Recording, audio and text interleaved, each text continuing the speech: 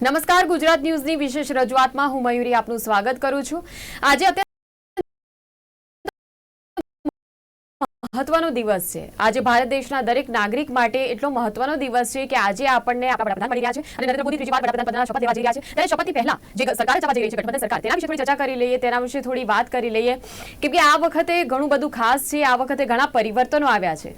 લોકસભા ચૂંટણીની જ્યારથી જાહેરાતો થઈ ત્યારથી લઈને પરિણામો આવ્યા બાદ સતત તેની ચર્ચા નિરંતર ચાલુ રહી અને ખાસ કરીને જે એક્ઝિટ પોલ્સના તારણો સામે આવ્યા હતા કે એક્ઝિટ પોલમાં દાવા કરવામાં આવ્યા હતા બહુમતીના, એ તમામ જે દાવા છે તે ખોટા પડ્યા। તમામ જે તારણો છે, તમામ જે અનુમાનો છે તે ખોટા પડ્યા અને આખરે 240 બેઠકો ભારતીય જનતા પાર્ટી માંડ મેળવી શકી અને એનડીએ ગઠબંધનને હવે સહારો લેવો પડ્યો છે નીતિશ કુમારનો અને એન ચંદ્રાબાબુ નાયડુનો। તો એન ફેક્ટર, એક આ નવું પરિબળ અત્યારે સરકારમાં રચાવા જઈ રહ્યું છે અને આખરે આ ગઠબંધન સરકાર આગામી 5 વર્ષ માટે આપણા જનતાના અવાજને કેટલું સાંભળે છે અને મંત્રીઓ જે છે તો કયા કયા મંત્રીઓનો સમાવેશ થવા જઈ રહ્યો છે, ખાસ કરીને ગુજરાતના મંત્રીઓને આ વખતે કેબિનેટમાં કેટલું સ્થાન મળશે ગુજરાતના ભાજપના નેતાઓને, તે આપણે જોવું રહ્યું।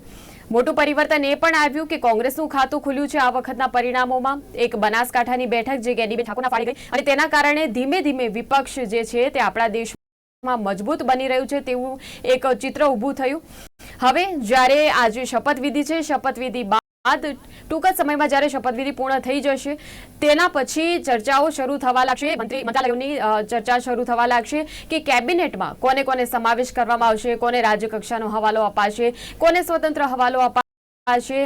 આખરે જ્યારે એન ચંદ્રાબાબુ નાયડુ અને નીતિશ કુમાર બંને જોડાયા છે, બંને પોતપોતાની અલગ માંગણીઓ કરી રહ્યા છે, બંનેની રજૂઆતો છે, બંનેને એવું છે કે આંધ્રપ્રદેશ અને બિહાર બંને માટે વિશેષ રાજ્યનો દરજ્જો આપવામાં આવે, સવલતો આપવામાં આવે, તેમને ભંડોળમાં પણ મોટું યોગદાન આપવામાં આવે કેન્દ્ર દ્વારા। હવે આખરે આપણે જોવાનું એ છે કે નરેન્દ્ર મોદી તેમના ત્રીજા કાર્યકાળમાં પહેલો રેકોર્ડ તો તેમણે તોડી જ લીધો છે કે પંડિત નહેરુ જે સતત ચૂંટણી જીતીને 3 વખત પ્રધાનમંત્રી રહી ચૂક્યા છે, આ રેકોર્ડ તો આ વખતે ભલે તેમણે તોડી નાખ્યો, પરંતુ ગઠબંધનની આ સરકાર ચલાવવામાં અને તમામ નેતાઓના માન સાચવવામાં કેટલા સફળ રહે છે તે આપણે જોવાનું છે। ત્યારે આ બધી ચર્ચા કરીશું। ચર્ચા કરવા માટે મારી સાથે બે રાજકીય વિશ્લેષક જોડાયા છે। મારી સાથે જોડાયા છે યોગેશ ચુડકર, સ્વાગત છે આપનું, અને મારી સાથે જોડાયા છે મયંક વ્યાસ। આ બંને રાજકીય વિશ્લેષકોનું કાર્યક્રમમાં સ્વાગત છે। મયંકભાઈ, પહેલો સવાલ હું આપને પૂછીશ, ખાસ કરીને ગઠબંધન સરકાર રચાવા જઈ રહી છે। ખરેખર તો ભાજપ અત્યંત મહત્વાકાંક્ષી પાર્ટી છે અને ભારતીય જનતા પાર્ટીના જે નેતાઓ છે, પછી તે નરેન્દ્ર મોદી હોય, અમિત શાહ હોય, તમામ જે ભારતીય જનતા પાર્ટીના નેતાઓ છે, અને ચાહે કોઈ પણ રાજ્યની ચૂંટણી હોય, તે ગુજરાત બોર્ડની કે પછી લોકસભાની ચૂંટણી હોય, પણ સતત તેમનું એક ફોકસ રહ્યું છે કે બહુમતી પ્રાપ્ત કરવી, એક પક્ષનો દબદબો વધારવો રાજકારણમાં અને એક પ્રકારનું એવું વાતાવરણ ઊભું કરવું કે ભાજપ જ હોય અને ભાજપ સિવાય દૂર દૂર સુધી અન્ય કોઈ પક્ષનો જગ્યા જ ન મળે। પરંતુ આ વખતે તો એવું થયું નહીં, તેના બહુમતીના સપના તો આ વખતે તૂટી ગયા। આ વખતે 370 પણ ના થયું અને આ વખતે 400 પાર પણ ન થયું। હવે સૌથી પહેલા તો પ્રાથમિક આપણે એ સવાલ મારે તમને પૂછવો છે, ગઠબંધનની સરકાર ચલાવવા માટે હવે આગામી 5 વર્ષ આપને કેટલા સક્ષમ લાગે છે વડાપ્રધાન નરેન્દ્ર મોદી? ગઠબંધનની સરકાર ચલાવવી એ ભારતીય જનતા પાર્ટી અને એના તમામ સહયોગીઓ માટે એક રાજકીય કમ્પલ્ઝન બની ગયું છે। આપણા દેશમાં સૌ પ્રથમવાર 1976માં મોરારજીભાઈ દેસાઈની સરકાર રચાઈ જનતા પાર્ટીની, એ દેશની પહેલી ગઠબંધન સરકાર હતી। એ પછી વીપી સિંહ, પછીથી શું કહેવાય, ગુજરાલ એના પહેલા નરસિંહરાવની, પછી દેવગૌડાની, ગુજરાલની, એ બધી સરકારો રચાઈ ગઠબંધનની સરકારોનો બહુ વર્વો અનુભવ ભારતે કર્યો છે અને ફરી એકવાર દેશની સમક્ષ આ ગઠબંધનની વાત આવી છે અને ગઠબંધનની સરકારના વડા તરીકે નરેન્દ્રભાઈ મોદી ફરી એકવાર બિરાજમાન થઈ રહ્યા છે સત્તાવાર રીતે, અને તેઓ ત્રીજી વાર, એટલે કે પંડિત નહેરુની અત્યાર સુધીની જે વિક્રમ છે, 3 વખત પ્રાઇમ મિનિસ્ટર બનવું, એમાં ત્રીજી વાર પ્રાઇમ મિનિસ્ટર બનીને તેઓ નહેરુના વિક્રમની બરોબરી કરશે। પરંતુ સવાલ એ છે કે ગઠબંધનની સરકાર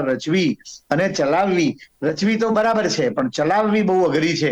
કારણ કે બધા જે ગઠબંધનના જે સાથીદાર પક્ષો જે છે, ભાગીદાર પક્ષો છે, એ બધા પોતપોતાના સ્વાર્થમાં ચાલશે, પોતાની મરજી પ્રમાણે ચાલશે, સરકારને પોતાની રીતે પોતાની લાકડી હાંકવાની કોશિશ કરશે. પરંતુ એમાં પ્રજાનું શું થાય અને ખરેખર સત્તાધારી પાર્ટીનું શું થાય? અને છેવટે ઘણા બધા અનુભવો એવા છે કે ગઠબંધનની સરકાર પૂર્ણ 5 વર્ષ કરી શકી નથી. એ ભારતની રાજનીતિનો, રાજકારણનો અને સત્તાકારણનો અત્યાર સુધીનો એક રેકોર્ડ રહ્યો છે. હવે જે પ્રકારે નવા રેકોર્ડ રચાવા જઈ રહ્યા છે, એમાં આ નવો રેકોર્ડ ઉભો થાય તો નવાઈ નહીં.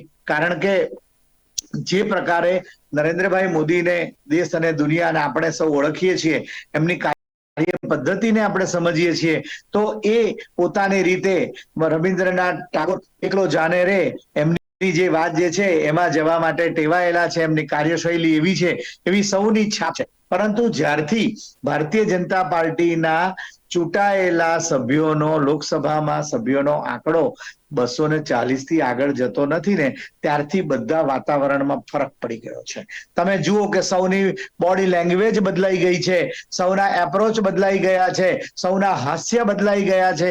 અને હવે તો ભાગીદારીની રાજનીતિ, એનડીએ સરકાર થઈ ગયું છે. સારી વાત છે. અને એનડીએ સરકાર એક કોમન મિનિમમ પ્રોગ્રામ જેવું બનાવે અને એ એવું કહેવાય છે કે 5 વર્ષનો રોડમેપ નરેન્દ્રભાઈએ આંકી દીધો છે. બસ હવે એના ઇમ્પ્લિમેન્ટેશન કરવાનું છે. તો એ 5 વર્ષના રોડમેપ પ્રમાણે ચાલે. અને એવું કહેવામાં આવી રહ્યું છે અત્યારે તો કે જે રીતે પહેલા જે સરકાર 2014 અને 2019 ની ચૂંટાયેલી સરકાર ચાલી, એવી જ તરહથી સરકાર ચાલશે. ભલે અત્યારે એવું કહેવાય, પરંતુ ચંદ્રબાબુ નાયડુ અને નીતિશ કુમાર એ રાજકારણના અને સાझेदारीના રાજકારણના બહુ ખંદા ખેલાડી છે. અત્યાર સુધીમાં નીતિશ કુમારે પોતાને જે પક્ષોને સમર્થન આપીને જેમની સરકાર રચાવી છે, એમને આંગળીએ નચાવવાનો પૂરો પ્રયાસ કર્યો છે. અને ચંદ્રબાબુ નાયડુ પણ એમાં કઈ ગાજ્યા જાય એમ નથી. ત્યારે સામે આપણે એવું પણ કહીએ કે નરેન્દ્રભાઈ મોદી પણ ગાજ્યા જાય એમ નથી. એ વાત પણ હકીકત છે. અને હું એવું માનું છું કે આ બધાને ખબર છે કે જો સરકાર અત્યારે એનડીએ ની રચવામાં નહીં આવે તો શું પરિસ્થિતિ થશે. જે રીતે માનો કે આ ઇન્ડી ગઠબંધનની સરકાર સત્તામાં આવે તો શું થાય. જે રીતે કેજરીવાલને જેલમાં નાખવામાં આવ્યા છે, એવા ભારતીય જનતા પાર્ટીની શીર્ષસ્થ કેડર કંઈકને જેલમાં નાખી દેવામાં આવે, વેરઝેરની રાજનીતિ બરાબર ચાલે. અને સૌને ખબર છે.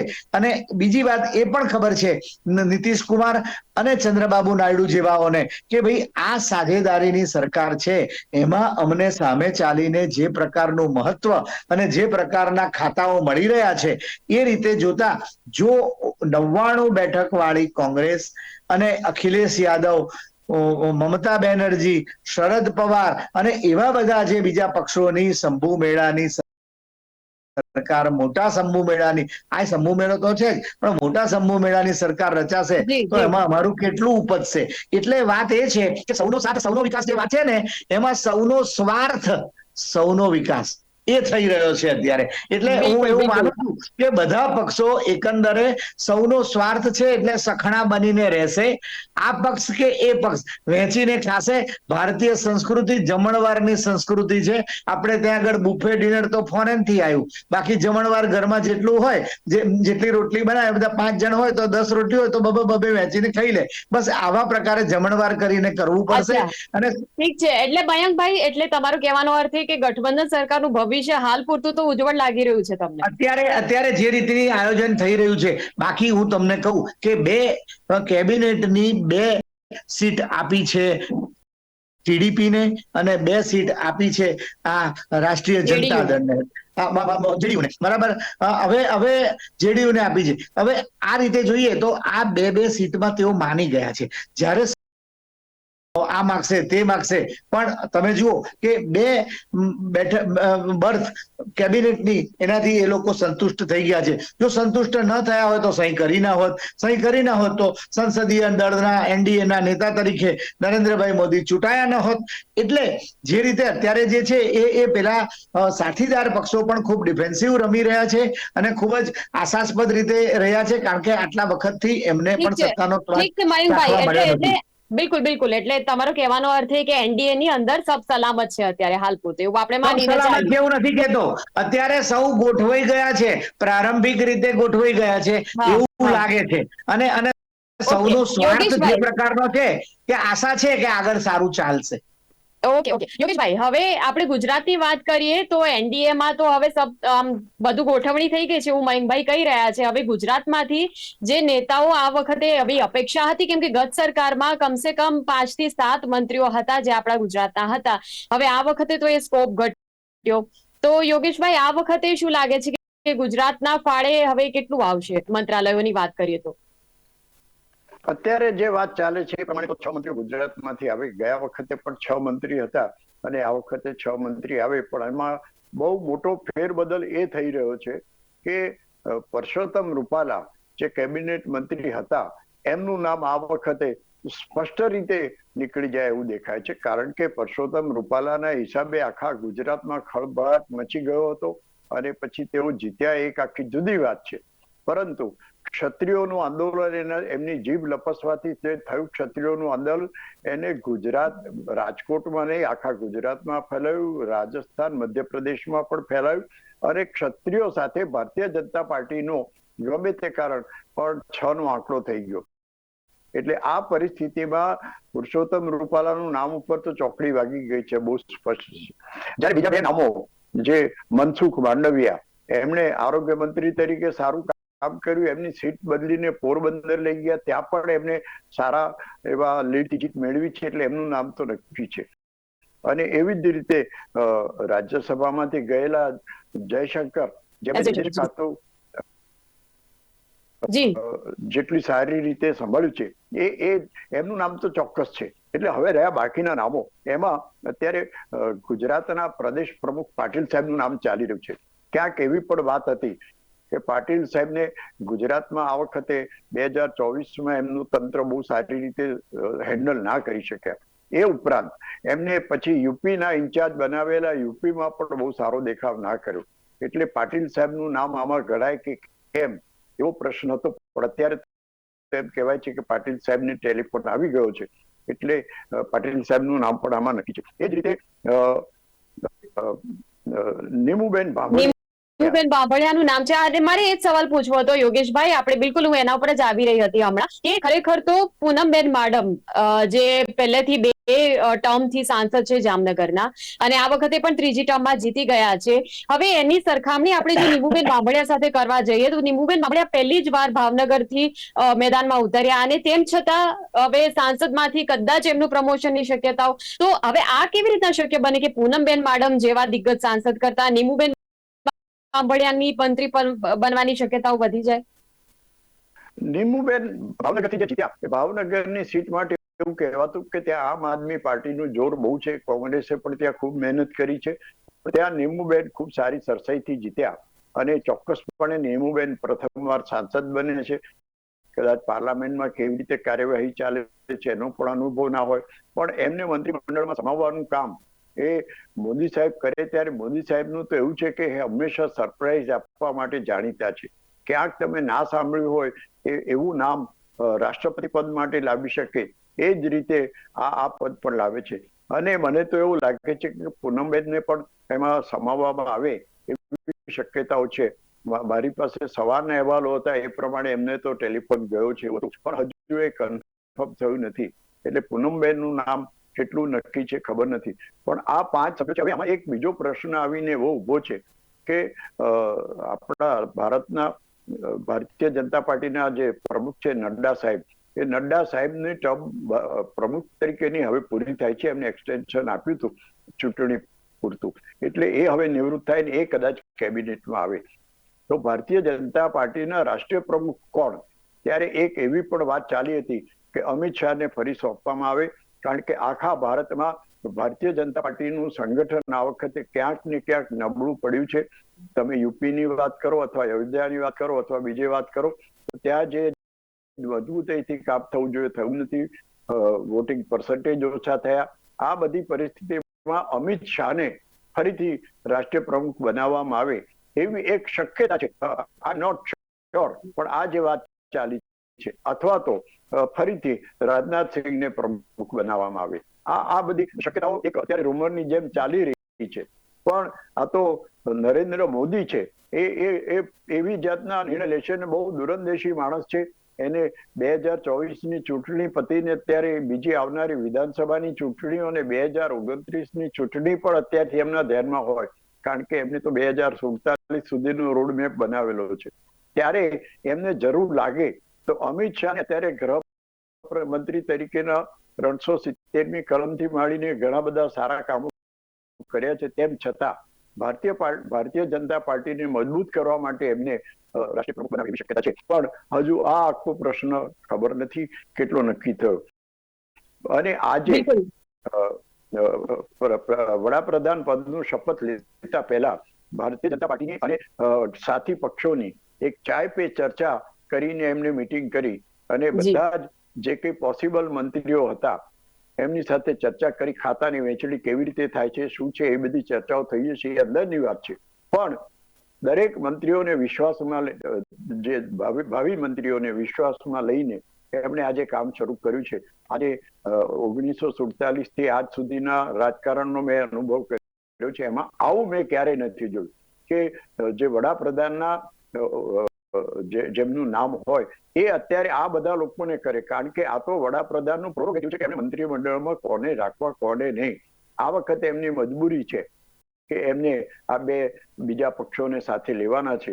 અને જેમ મયંકભાઈએ કીધું એ પ્રમાણે સૌનો સાથ સૌનો વિકાસ સૂત્ર હવે બાજુમાં મૂકીને સૌનો સ્વાર્થ સૌનો વિકાસ અને સૌનો વિકાસ કરતા પોતાનો વિકાસ, આવી બધી વાતો હવે ચાલવાની છે. ત્યારે બિલકુલ જી યોગેશભાઈ, અને બિલકુલ, અને મયંકભાઈએ પણ જે રીતના કહ્યું. હવે મયંકભાઈ, સવાલ એ થાય છે કે ટીડીપીએ 2 મંત્રાલય માંગ્યા છે અને નીતિશ કુમારે પણ 2 મંત્રાલય માંગ્યા છે. આપની દ્રષ્ટિએ કયા કયા મંત્રાલયો હોઈ શકે? એ ઉદ્યોગનો કે ખાણ ખનીજ કે એવા પ્રકારના મંત્રાલયો આપશે, કારણ કે નાણાં ખાતું, સંરક્ષણ છે, વિદેશ મંત્રાલય છે, પછીથી આઈટી નું મંત્રાલય કદાચ છે ને કે આ ચંદ્રબાબુ નાયડુ હૈદરાબાદના સંદર્ભે માગી શકે છે, એવી પણ એક ચર્ચા ચાલી રહી છે રાજકીય વર્તુળોમાં.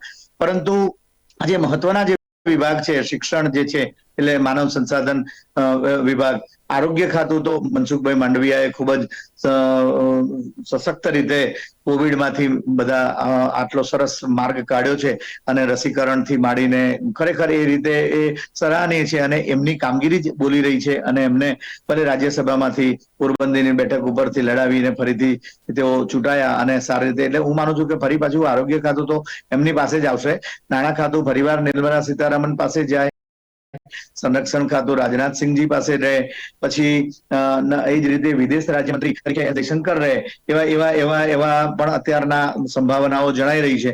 બાકી ટેક્સટાઇલ છે કે એ બિહારના સંદર્ભે એ લોકો રેલવેનું ખાતું જેડીયુ માગી શકે છે, રેલવેનું તંત્ર, કારણ કે રેલવે તે નીતિશ કુમાર પોતે એક વખતે નીતિશ કુમાર પોતે પણ રેલ મંત્રી રહી ચુકેલા છે, એટલે એ પણ માંગી શકે છે. એટલે આવા બધા મંત્રાલયો આપી અને એકંદરે બધાને બેલેન્સ કરવાની કોશિશ કરવામાં આવશે.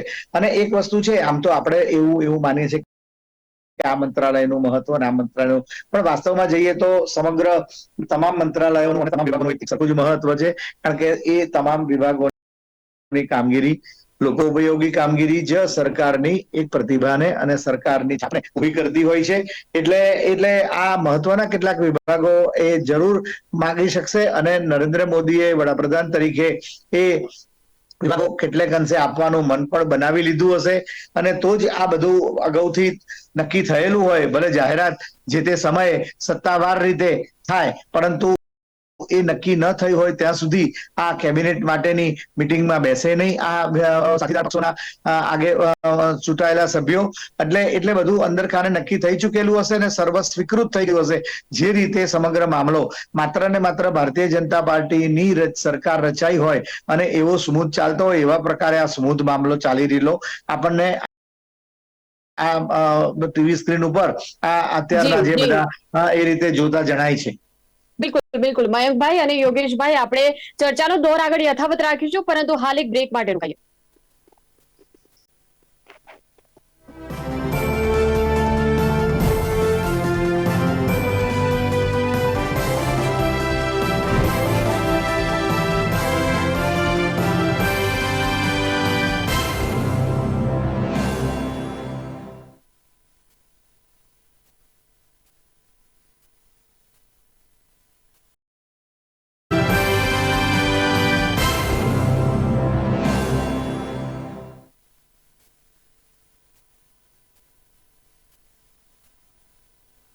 તો વિરામ બાદ સ્વાગત છે અને મંત્રાલયો વિશે ચર્ચા જે છે તે યથાવત છે અને મયંકભાઈ જવાબ આપી રહ્યા હતા કે કયું મંત્રાલય જે છે કોના ફાળે જાય, કેમ કે હવે જયારે ગઠબંધન રચાયું છે ત્યારે માંગણીઓ પણ મોટી મોટી છે અને આ માંગણીઓ એ છે કે ધરખમ જે મલાઈદાર ખાતા છે તે જ દરેકને જોઈતા હોય છે, પરંતુ આ માંગણીઓ સંતુષ્ટ કરવા માટે ભારતીય જનતા પાર્ટીના નેતાઓ જેમ કે અમિત શાહ છે અને પીએમ મોદી ખુદ આ માંગણીઓ સંતુષ્ટ કરવા માટે કેટલા સક્ષમ છે તે આપણે હવે જોવાનું છે. ખરેખરી કસોટી એક દૂરંદર્શી નેતા તરીકે એમની હવે આવે છે એવું કહી શકાય. મયંકભાઈ, પહેલા હું આપને પૂછવા માંગીશ કે હવે આપણે જયારે મંત્રાલયોની વાતો કરી રહ્યા હતા, હવે જે સિટિંગ મંત્રી એમ કહેવાય કે જે નાણાં ખાતું તો નિર્મલાબેન પાસે હતું, હવે સ્મૃતિ ઈરાની આમ તો અમેઠી બેઠક પરથી હારી ગયા છે, પરંતુ જે હારેલા જે સાંસદો છે એમાંથી કોને રિપીટ કરવાની શક્યતાઓ લાગી રહી છે? બહુ ઓછાને રિપીટ કરવાની શક્યતા અત્યારે એટલા માટે લાગી રહી છે કારણ કે જે રીતની સરકાર રચાય છે, ભાગીદારી વાળી સરકાર, સાझेदारीની સરકાર, એમાં પછી જે હારેલા ઉમેદવારોને ફરીથી પાછા લાવી અને નાહકનો વિવાદ ઉભો કરવાનો અને વિધિન ધી પાર્ટી પણ નાહકનો એ બાબત માટે વિવાદ ઉભો કરવાનું અત્યારે નેતાગીરીને કદાચ યોગ્ય નહીં લાગે એવું મને લાગે છે. એટલા માટે કે જે લોકો જીત્યા છે એ લોકોને એમની ગુણવત્તા પ્રમાણે, એમની પ્રતિનિધિત્વની ક્ષમતા પ્રમાણે પણ જે પ્રતિનિધિત્વ આપવામાં આવે એવી પૂરી એ છે શક્યતા. આમ કરતા કરતા અત્યાર સુધીમાં જે રીતના બહાર આવી રહ્યો છે આંકડો, 68 જેટલા કુલ પ્રધાનો શપથ લેશે. પહેલી વાર 2014ની સાલમાં ભારતીય જનતા પાર્ટીની સરકાર, મોદી સાહેબની સરકાર રચાઈ ત્યારે 24 મંત્રીઓએ કેબિનેટ મંત્રીઓ સાથે શપથવિધિ થઈ હતી. પછી 2019ની સરકાર રચાઈ મોદી સાહેબની, તે વખતે લગભગ 27 જેટલા કેબિનેટ મંત્રીઓ સાથેનું પ્રધાનમંડળ શપથ લીધા હતા. અત્યારે આ જે 68 નો આંકડો જે બહાર આવ્યું છે એમાં ઘણા બધા રાજ્ય કક્ષાના મંત્રીઓ પણ છે. જે રીતે ગુજરાતમાંથી નીમુબેન બામણિયાનું નામ આવ્યું છે, હવે બહુ વ્યૂહાત્મક રીતે નામ ઉભું કરવામાં આવ્યું છે એવું લાગી રહ્યું છે, કારણ કે ગયા વખતની મોદી સાહેબની સરકારમાં પણ એક આવી રીતે સુરેન્દ્રનગરના સાંસદ ડોક્ટર સાહેબનું પણ એક નામ આ રીતે એમને મિનિસ્ટર બનાવવામાં આવ્યા હતા અને તેઓ કોળી સમુદાયના હતા. નીમુબેન બામણિયા પણ કોળી સમુદાયના છે અને એટલે એ કોળી સમુદાયની સંખ્યાબળ જોતા અને આગામી ચૂંટણીઓમાં જે રીતના પ્રતિભાવ મળે કોળી મતદારોનો, એને માટે એમનું નામ અત્યારે ચર્ચામાં હોય એવું જણાઈ રહ્યું છે. અને એમને ભલે બિનઅનુભવી કહેવાય પણ છેવટે તો મિનિસ્ટર ઓફ સ્ટેટ છે, એટલે એમણે કેબિનેટ જે વિભાગ એમને પાસે આવે એના કેબિનેટ મંત્રીના માર્ગદર્શનમાં જ કામ કરવાનું રહે. આમ છતાં પણ જ્યાં સુધી પ્રતિનિધિત્વનો સવાલ છે તો એ ગુજરાતમાં તમે જે વાત કરી તો આ રીતે નીમુબેનને પણ યોગ્ય એ રીતે કરી શકાય. એની પાછળનું એક બીજું કારણ એ છે કે આમ આદમી પાર્ટી અને કોંગ્રેસ વચ્ચેની ભાગીદારી વાળી સીટ ઉપરથી તેઓ ચૂંટાયા છે. અત્યારે જ એક એવા સમાચાર આવી રહ્યા છે કે હરિયાણામાં આગામી મહિનાઓમાં યોજાનારી રાજ્ય વિધાનસભાની ચૂંટણીમાં આમ આદમી પાર્ટી અને કોંગ્રેસ એ જુદી જુદી રીતે લડશે, ગઠબંધન કરીને લડશે નહીં. અત્યારે ભલે ઇન્ડિયા ગઠબંધન તરીકે એક જ અમરેલાની અંદર એ લોકો રહીને લોકસભાની ચૂંટણી લડ્યા હોય, પરંતુ લોકસભાની ચૂંટણી પૂરી થતા વેત અને જે એના પરિણામો આવ્યા છે એ રીતે જોતા આ બંને પક્ષોએ અત્યારે અલગ રીતે લડવાનું, અને એમાં પણ એ જાહેરાત આમ આદમી પાર્ટી તરફથી કરવામાં આવી હોવાનું બહાર આવ્યું છે. અને એટલે કે મોદીએ ટૂંક સમય પહેલા જ એવી વાત કરી હતી કે એનડીએ ની સરકાર રચાશે, એના ટૂંક સમયમાં ઇન્ડી ગઠબંધનમાંથી પણ ફાટફૂટ શરૂ થશે, એમાં પણ તિરાડો ભાગલા પડશે. હવે આ એક એનો પ્રારંભ થયો છે. એકાદ કોઈક નાના એકાદ બે સભ્યો ધરાવતા કોઈ પક્ષના દ્વારા પણ ઇન્ડી ગઠબંધનને છોડીને એનડીએ ની મોદી સરકારના નેતૃત્વના ગઠબંધનને સમર્થન આપવામાં આવ્યું હોવાનું પણ એક બહાર આવ્યું છે. એટલે નાના નાના કેટલાક પક્ષો છે. જીતન રામ માંઝી એ હમ પાર્ટી એક જ પોતે છે, બિહારમાંથી ચૂંટાયા છે. રામદાસ, હું આગળ એ જ વાત કરું છું કે રામદાસ આઠવલે, અનુપ્રિયા પટેલ, એ એવા કેટલાક જે કે જેમના એક જ સભ્ય ચૂંટાયા છે, તે છતાં પણ એમને પ્રતિનિધિત્વ મળ્યું છે. એટલે એવા કેટલાય લોકો, એવા કેટલાય પક્ષો અને એમના નેતાઓ જેઓ અત્યારે ઇન્ડી ગઠબંધનની સાથે છે, એમને પણ ચળ આવતી હશે કે સાલું આપણે પહેલેથી ટેકો આપી દીધો હોત, આમાં ના રહ્યા હોત તો આપણને પણ અત્યારે શપથવિધિમાં સામેલ થવાનો ચાન્સ મળતો ને. એવું ઘણાને એવી રીતે થતું હશે. પરંતુ આ તો તકદીરનો સવાલ છે, અને રાજકારણમાં તો શું છે કે જે સમય પર નિર્ણય કરે છે એ જ આગળ વધતા હોય છે. ઠીક છે, આમ છતાં પણ જે રીતનું જે ચાલી રહ્યું છે એ રીતે જોતા ટૂંક સમયમાં નજીકના ભવિષ્યમાં તો બધું સમસૂત્રું રહેશે, અને પછીથી આ ટોપલિંગની પ્રક્રિયા તો છે ને બેન, એ સતત ચાલતી, અવિરત ચાલતી પ્રક્રિયા છે. અને એમાં છેલ્લા કેટલાક સમયના અનુભવો જોતા ભારતીય જનતા પાર્ટી આ બાબત માટે, અને એની નેતાગીરી બહુ માહેર છે, કે કર્ણાટક, મધ્યપ્રદેશ, મહારાષ્ટ્રમાં ભલે ગડબડ થઈ પણ તોય તોડફોડ તો કરી જ કરી. એટલે આ તોડફોડમાં અત્યંત હોશિયાર છે આ બધા. એટલે ક્યાંથી કેવું લાવીને કરી નાખશે. અને 273 નો આંકડો બે એક વર્ષની અંદર જો ઉભો કરી ના દે તો પણ નવાઈ નહીં, કારણ કે એ છેવટે લક્ષ્યાંક એવું રીતે રહેશે. આપની પાસે આવીશ યોગેશભાઈ. આપણે ખાસ કરીને જ્યારે એક નવી એન્ટ્રી છે CR પાટીલના નામની, હવે પાટીલ સાહેબને કયું ખાતું મળી શકે, આપને શું લાગે છે? પાટીલ સાહેબ આમ તો સંગઠનમાં ખૂબ સારી કામગીરી આ છેલ્લા 4-5 વર્ષ દરમિયાન એમને બજાવી, એ જોતા એમને કોઈ એવું ખાતું સોંપાય, મને એવું લાગે છે કે કદાચ શિક્ષણ ખાતું એમને સોંપાય અથવા તો કૃષિ ખાતું સોંપાય. આ બેમાંથી કોઈ ખાતા માટે એમને હવાલો સોંપાય એવું મારું પોતાની માન્યતા છે. પણ રાઘવજી પટેલ, કેમ કે રાઘવજી પટેલ જે છે તેમણે આ ક્ષત્રિય આંદોલનનો ડેમેજ કંટ્રોલ કરવામાં તો ભૂમિકા ભજવી હતી, એટલે હવે કૃષિ ખાતાને એમના પાસેથી લઈને પછી CR પાટીલને આપવું કેટલું યોગ્ય ગણાશે? બેન, રાઘવજી પટેલ એ ગુજરાતના મંત્રી છે. રાઘવજી પટેલ ગુજરાતના મંત્રી છે, કેન્દ્ર સરકારની વાત છે, એવું ન આવે. અચ્છા, ઓકે. અચ્છા, ઠીક છે. આપણે હવે વાત કરીએ નાણાં મંત્રાલયની. જ્યારે આપણે વાત કરીએ તો નાણાં મંત્રાલયમાં ખાસ કરીને નિર્મલાબેન જે છે તે રિપીટ થાય તેવી શક્યતાઓ લાગી રહી છે. નિર્મલાબેને બહુ સારી રીતે કામગીરી બજાવી છે. એમને GST થી માંડીને ઘણા બધા નિર્ણયોમાં ખૂબ સારી કામગીરી બજાવી છે, અને મોદી સાહેબના માર્ગદર્શન હેઠળ એમને નાણાં ખાતું ખૂબ સારી રીતે સંભાળ્યું છે. જોકે પ્રજામાં અસંતોષ રહ્યો છે કે મોંઘવારીથી માંડીને અને આ બધા ટેક્સોની બાબતમાં બધી મુશ્કેલીઓ વેપારીઓને બહુ પડી રહી છે. પણ તેમ છતાં મોદી સાહેબનું પીઠબળ હોય ત્યારે નાણામંત્રી તરીકે સીતારામન ખૂબ સારું કામ કર્યું હતું, અને હવે કરી શકશે એવું લાગે છે. કારણ કે વર્લ્ડની 3rd ઇકોનોમી બનાવવાનું જે ધ્યેય છે એ સીતારામન જે કરી શકે એવું કદાચ બીજા કોઈ કરી શકશે કે કેમ, એ શંકાને સ્થાન છે. એટલે એમનું સ્થાન તો ચોક્કસ નક્કી છે, અને એમના માટેનું ભાવિ પણ ઘણું ઉજ્જવળ છે. અને એ લોકસભામાંથી નથી આવતા, રાજ્યસભામાંથી આવે છે, એટલે એ બીજો કોઈ પ્રશ્ન ઉભો નથી થતો. ઠીક છે મયંકભાઈ, હવે જ્યારે આંધ્રપ્રદેશ અને બિહારને સ્પેશિયલ રાજ્યનો દરજ્જો આપવાની વાત થઈ રહી છે, તો પહેલા તો આપણે એવું સમજીએ કે સ્પેશિયલ રાજ્યનો દરજ્જો એટલે શું, એમણે શું એવી ખાસ સવલતો આપવામાં આવે છે એ સમજીએ, અને પછી તો જ્યારે આ દરજ્જો જે છે તે માંગણી સંતોષાવાની શક્યતાઓ કેટલી, અને જો માંગણી આ સંતોષાઈ જાય છે તો પછી શું અન્ય રાજ્યો આ પ્રકારની માંગણી નહીં કરે, અને આ કેટલું યોગ્ય છે લોકશાહી દેશ માટે? પહેલી વાત તમને કહું કે જે રીતે આ ગઠબંધનની સરકાર રચાવાના શરૂઆતના દિવસોમાં ફલાણો પક્ષ આટલી બેઠકો માંગશે અને ફલાણો પક્ષ આમ કહેશે અને ઢીકણો આટલું લાવશે, એ બધી વાતો જે બધી પતંગો ચકતી હતી ને એ બધી અત્યારે સમી ગઈ છે. અને એમાં બબે બર્થ એટલે કે કેબિનેટની બબે બેઠકો, કેબિનેટના બબે હોદ્દાઓ ઉપર બધું મામલો ફિટ થઈ ગયો છે. એવી જ વાત આ સ્પેશિયલ રાજ્યના દરજ્જા માટેની છે.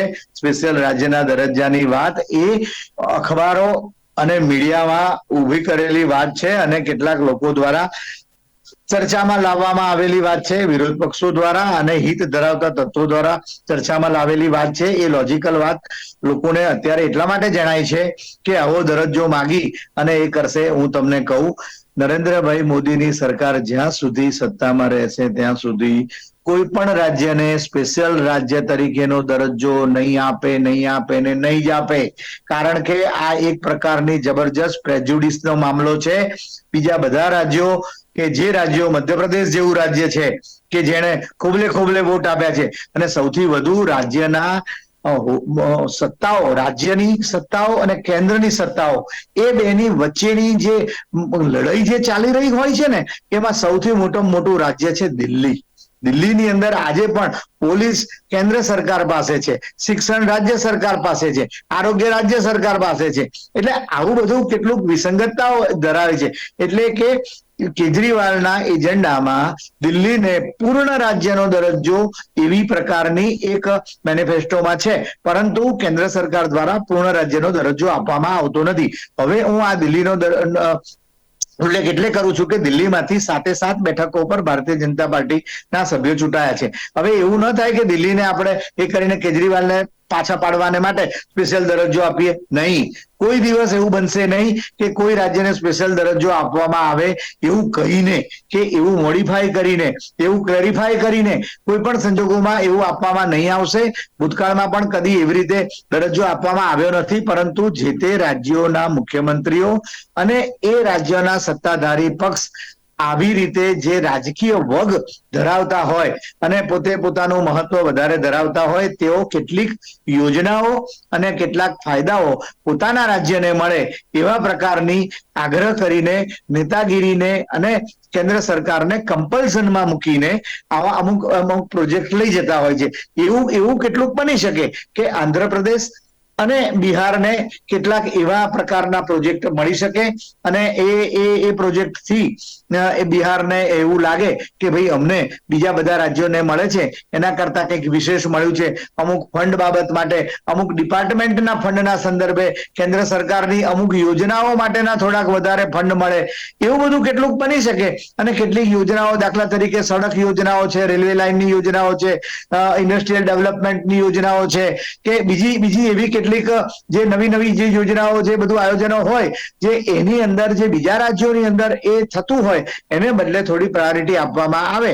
અને તો સૌ જાણીએ છીએ આપણે કે જે કોઈ મોટા ઉદ્યોગ ગૃહો છે એમાંના કેટલાક ઉદ્યોગ ગૃહો એવું સમજી પણ જાય કે ભાઈ ચલો આ રાજ્યોની અંદર પોતાના નવા યુનિટ ઉભા કરો અને રાજ્યોને વધારે સારી રીતે રોજગારી, રાજ્યની અંદર વધારે બીજી રીતની આવક થાય, એક્સાઇઝની બધી આવક થાય, મહેસૂલી આવક વધે, એવા બધા પ્રકારના આયોજનો થઈ શકે. બાકી સ્પેશિયલ રાજ્યનો દરજ્જો વાળી વાત જે છે એ અત્યંત પ્રેજુડિસ વાળી વાત છે અને એ કદાચ અત્યારના સંજોગોમાં કોઈ કેન્દ્ર સરકાર માને નહીં. કારણ કે એક બાજુ એક રાજ્ય માટે માને તો તરત બીજા રાજ્યો તો બધા છે જ છે, એ બધાએ એન બ્લોક આપેલી છે. મધ્યપ્રદેશ 29 આપી છે. મેં દિલ્હીની વાત કરીએ તો 7 બેઠકો આવી છે. તો પછી એવું તો લાગે. જી બિલકુલ. અને યોગેશભાઈ, આપ કેટલા સંમત છો મયંકભાઈના જવાબથી? મયંકભાઈની વાત સાચી છે કે કોઈ પણ રાજ્યને સ્પેશિયલ દરજ્જો, વિશિષ્ટ દરજ્જો આપવાની વાત હોય તો એનો અર્થ એવો થાય કે વાલા દવલાની નીતિ ઊભી થાય. પણ બિહાર તો કેટલા વર્ષોથી વિશિષ્ટ દરજ્જો આપવાની બાબતે ચાલતો આવી છે. બીજા મુખ્યમંત્રી હતા અને નીતિશ કુમાર હતા ત્યારે પણ એમને આ જ માગણી ઉપર ઘણા બધા પ્રયત્નો કર્યા છે. પણ કોંગ્રેસની સરકાર હોય કે ભાજપની સરકાર હોય, કોઈ આ વાત માની નહોતી. અને નીતિશ કુમાર તો આપણે જાણીએ છીએ એ પ્રમાણે એમની નીતિ કોઈ ચોક્કસ નીતિ નથી હોતી, હંમેશા કંઈ બદલાતા હોય છે. એટલે હવે એમને જો મોદી સાહેબ સાથે એના સારા સંબંધો રાખવા હોય તો દબાણો ઉભા કરી પડે એ સમજે છે કે આટલા દબાણથી વધુ કરીશું તો આપણી પરિસ્થિતિ બગડશે. મારે બીજી એક તરફ ધ્યાન દોરવું છે કે ઇન્ડી ગઠબંધન જે છે એમાં અત્યારે જે પરિસ્થિતિ ઊભી થઈ છે કે કોંગ્રેસ ભલે 99 સીટો લાવી પણ બીજા બધા પક્ષો ખૂબ નાની સંખ્યામાં છે, એટલે આખું ગઠબંધન છે એમાં વિરોધ પક્ષના નેતા તરીકે રાહુલ ગાંધી આવે એવી શક્યતાઓ ચોક્કસ છે. પણ બીજા બધા નાના પક્ષો છે એ બધાને એમ લાગ્યું કે અમે આ ગઠબંધનમાં જોડાયા, અમને મળ્યું શું, અને મોદી સાહેબ તો આપણે નહોતા જોતા અને આખું આંદોલન ચાલ્યું હતું મોદી હટાવો, એ તો વાત બાજુમાં રહી. ભારતીય જનતા પાર્ટી નબળી પડી એ વાત સાચી, પણ એ બધા નાના પક્ષોનું શું? તમે મમતા બેનર્જીની વાત કરો કે બીજા બધાની વાત કરો, એ બધા જે કઈ વાતો કરતા હતા એ એમને લાગ્યું. ત્યારે મને એવો ડર છે, ડર કરતા મને એવું લાગે છે કે શિવસેના જેની વિચારધારા ભારતીય જનતા પાર્ટીની ખૂબ નજીક ટેકો આપે એ પરિસ્થિતિ ઊભી થાય. અને મમતા બેનર્જીએ તો અગાઉ પણ ગઠબંધનમાં જોડાયા પછી પણ કીધું હતું કે અમે ગઠબંધન સાથે નથી, અમે કોંગ્રેસને આટલી સીટો નહીં આપી, અમે આમ કરીશું વગેરે વગેરે બાબતમાં મમતા બેનર્જી પણ ગઠબંધનમાં કઈ યોગ્ય એમને સ્થાન મળ્યું ન હતું. એટલે ગઠબંધનમાં થોડા ફેરફારો થાય, એમાંથી કોઈ તૂટે અને એનડીએને બહારથી ટેકો આપીશું, આ કરીશું, એમ કરીને પોતાના રાજ્યના લાભો લેવા માટે જેમ મયંકભાઈએ કીધું એમ દરેક જણા પોતાના રાજ્યમાં રેલવે લાવવા કે ઉદ્યોગો લાવવા કે બીજા બધા ફંડ લાવવા માટે હવે જો વિરોધ પક્ષમાં જ રહે તો કઈ મળવાનું નથી એમ કરીને એનડીએ ગઠબંધન સાથે જોડાય અથવા એને બહારથી ટેકો આપે અથવા એ જાતની પરિસ્થિતિ ઊભી કરે એવી શક્યતા હું જોઈ રહ્યો છું. અને બિલકુલ. અને યોગેશભાઈ, આપણે જો લોજિકલી વિચારવા જઈએ તો ખરેખર તો જો તમારા રાજ્યનો જે મંત્રી છે તે કેબિનેટ કક્ષાએ બેઠો જ છે તો પછી આ સ્પેશિયલ સ્ટેટસ આપવાનો અર્થ નથી ને? નહીં, નીતિશ કુમારની તો આ સ્પેશિયલ દરજ્જો આપવાની વાત બહુ જૂની હતી, પણ હવે એમને પોતાને જ્યારે ભારતીય જનતા પાર્ટી સાથે બેસીને સરકાર બનાવી ત્યારે પણ એમણે આ બધી વાત કરી હતી, પણ ત્યારે પણ મોદી સાહેબ માન્યા નહોતા અને અગાઉ કોંગ્રેસ સરકાર પણ માની નહોતી. એટલે નીતિશ કુમારનો તો આ એક ચાલુ ભજન છે કે અમને સ્પેશિયલ દરજ્જો આપો, પણ એ ભજનથી કોઈ એમને ભગવાન મળતા નથી, એ પરિસ્થિતિ ઊભી થઈ છે. એટલે કદાચ હવે અત્યારે હવે એ ડેપ્યુટી પીએમ નું પદ માંગવાની વાત પણ આવી હતી, પણ મોદી સાહેબ એમ કઈ નમે એ પરિસ્થિતિ નથી. એ પરિસ્થિતિમાં નીતિશ કુમારને પોતાને ટેકો આપવાની પોતાની મજબૂરી છે અને એ મજબૂરી મોદી સાહેબ સાથે કામ કરવાની છે એ પણ એ સમજે છે. એટલે સ્પેશિયલ દરજ્જાની વાત તો ચોક્કસ મૂકશે, પણ એને પછીથી ધીમે રહીને ઠારી દેવામાં આવશે એવું મને લાગે છે. ઠીક છે. મયંકભાઈ, આ વાત એવી છે કે હવે બિહારના વિધાનસભા ચૂંટણી પણ આવી રહી છે, બરાબર? અને જો બિહારને સ્પેશિયલ રાજ્યનો દરજ્જો જેવી રીતના આપે, અને યોગેશભાઈ બંને જવાબ આપ્યો કે કદાચ આ માંગણી જે છે તે સ્વીકારવામાં આવે તેવી શક્યતાઓ ખૂબ જ ઓછી છે, તો હવે એક તો સંબંધો પીએમ મોદી સાથે રાખવાના છે અને સંબંધો પછી બિહારની પ્રજા સાથે પણ રાખવાના છે, અને કદાચ ચંદ્રબાબુ નાયડુ જે એન ફેક્ટર છે ને એમાં એક એન વફાદાર રહી શકે, પણ બીજા એન ઉપર તો બિલકુલ ભરોસો મુકાય એમ નથી મયંકભાઈ, કે ચંદ્રબાબુ નાયડુ હજી બી કદાચ વફાદાર રહે, પણ નીતિશ કુમાર કેમ કે બિહાર વિધાનસભાની ચૂંટણી આવવાની છે તો પછી જ્યારે એમને કદાચ આ ભરોસો તોડવામાં આવે ને સ્પેશિયલ રાજ્યનો દરજ્જો નહીં આપે બિહારને, તો પછી એ ઇન્ડિયા ગઠબંધનમાં જતા રહે. તો ઇન્ડિયા ગઠબંધનમાં જો જતા રહે તો પછી ફરીથી એનડીએને ફટકો પડશે. એક મિનિટ, એન શબ્દ વાપર્યો એટલે મારે કેવું છે કે નરેન્દ્રભાઈ, નીતિશ કુમાર અને નાયડુ ત્રણેય એન છે અને વૃશ્ચિક રાશિના બેલેન્સિંગની રમત. બેલેન્સિંગ નહીં, આ વૃશ્ચિક રાશિ છે. વૃશ્ચિક રાશિની સાચી વાત છે. ઓડિયો સંભળાય છે? જી બિલકુલ બિલકુલ. હા મયંકભાઈ, કન્ટિન્યુ. હાજી. હવે એક વાત છે કે બિહારની ચૂંટણી આવે અને તે વખતે બિહારની ચૂંટણી જીતવાને માટે નીતિશ કુમાર સ્પેશિયલ દરજ્જાનો મામલો ઉઠાવે તો સ્પેશિયલ દરજ્જો આપવો એ આ ગઠબંધનને માટે અત્યંત અઘરો છે. બીજા સ્વરૂપે આપી શકે, પણ એવું એને ડિફાઇન કરીને એવી અલગ રીતે વ્યાખ્યાયિત કરીને આપવું એ અત્યંત જોખમે રહે. અને કારણ કે કોઈ પણ રાજ્યને સ્પેશિયલ દરજ્જો આપવો એ 370મી કલમ કાશ્મીરની જે હતી ને એના બીજા સ્વરૂપને એ હતી જુદા સ્વરૂપે અને આ બીજા સ્વરૂપે, એટલે એવી કોઈ પણ લેજિસ્લેટિવ એને માટેનું પસાર કરવું પડે સંસદની અંદરથી, પણ એને માટેની સ્પેશિયલ જોગવાઈ કરવી પડે, કારણ કે ફંડની જોગવાઈ કરવાની છે એને માટે, અને ફંડ એ હંમેશા બજેટની જેમ એનું એલોકેશન થતું હોય છે, એટલે એને ડિફાઇન કર્યા વગર પણ મોદી સાહેબ એ રીતે આપી શકે છે. અને ભારતીય જનતા પાર્ટી જે રીતે સાથીદાર પક્ષોને માટે હવેના સંજોગોમાં જે રીતે લિબરલ બનીને રહેશે એને બીજી કોઈ રીતે સમજ